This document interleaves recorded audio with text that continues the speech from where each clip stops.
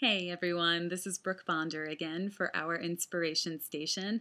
Just a reminder, we're taking videos constantly with a new one put up every week. So in order to participate, you definitely want to share your own as soon as possible. Just email it into ourinspirationstation@gmail.com. It's really a way to be part of this community and share with each other your own stories. So with that said, this week's story is from Judd Bogard in North Hollywood, California. Judd has an absolutely incredible story. I feel so honored to present it to you. Judd was unable to create the video himself, so he offered to send in his story with photos that we'll share with you, and I'm going to read it for you. So thank you so much, Judd. I'm incredibly, just again, honored to have you be a part of this project and inspired by you. And I'm sure that all of you viewers will be as well. So enjoy, and again, thank you, Judd. I was born on July 8th, 1976, in Boston, Massachusetts. At birth, my big toes curled under my other toes, and some years later we will learn this is an indication of rare bone disease. I'm a happy and cheerful person, but mine was to be a life fraught with health problems. The choice one has to make essentially is, does the illness run you, or do you do what you can to take charge of your own life, no matter what's going on? In 1977, we moved to Villanova, Pennsylvania. Though I was walking normally, my parents decided that someone should look at my toes. When I was 2 years old, we went to Bryn Mawr Hospital, where the doctor agreed something had to be done about my toes, so we operated on them. The operation consisted of him first breaking my toes, followed by resetting them so they would grow correctly. This operation straightened out my toes. One day we went to see the doctor because my mom had discovered a lump on my right shoulder blade.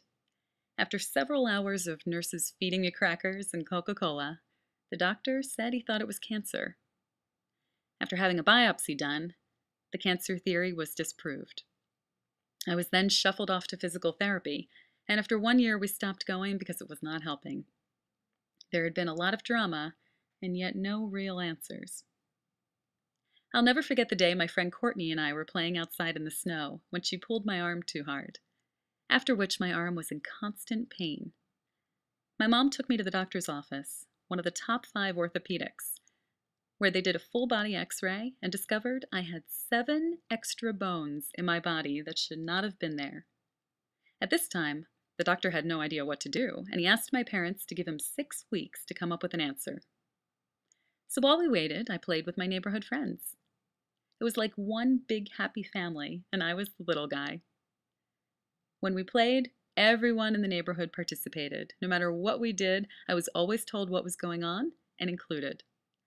One of the reasons why people seemed to like me was because I always made everyone laugh. After 6 weeks went by, my parents went back to the doctor, and in the best way he could, he told them I have FOP, fibrodysplasia ossificans progressiva. It's an extremely rare bone disease. There are less than 100 cases in the US. It's where the lining of the muscle, either from trauma or just spontaneously, turns to bone. Restricted movement is the result. After the meeting, my parents came home, and a few days later, my mom wrote a note to the doctor thanking him for all of his work. She knew it was hard for him to tell them what he did, because he's a doctor who was always able to fix patients, and here's someone he cannot fix. To him, this news was the worst he ever had to tell or face. Also, in 1981, it was time for me to start kindergarten. My parents enrolled me in the local public school. As a family, we had to deal all the time with public school administrators' inability to easily handle disability, let alone a rare one. My mom told the principal, yes, Judd will go to this school and you will let him in.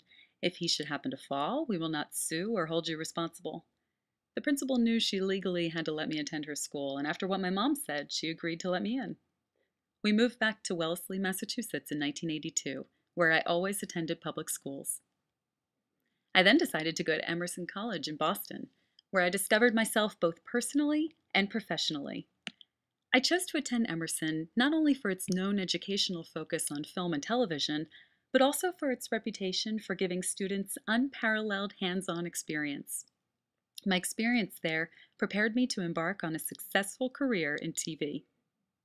I graduated in May of 2000 with a BA in Visual and Media Arts and Film and went to Los Angeles, where my first position was a freelance internet researcher for the television show Real TV.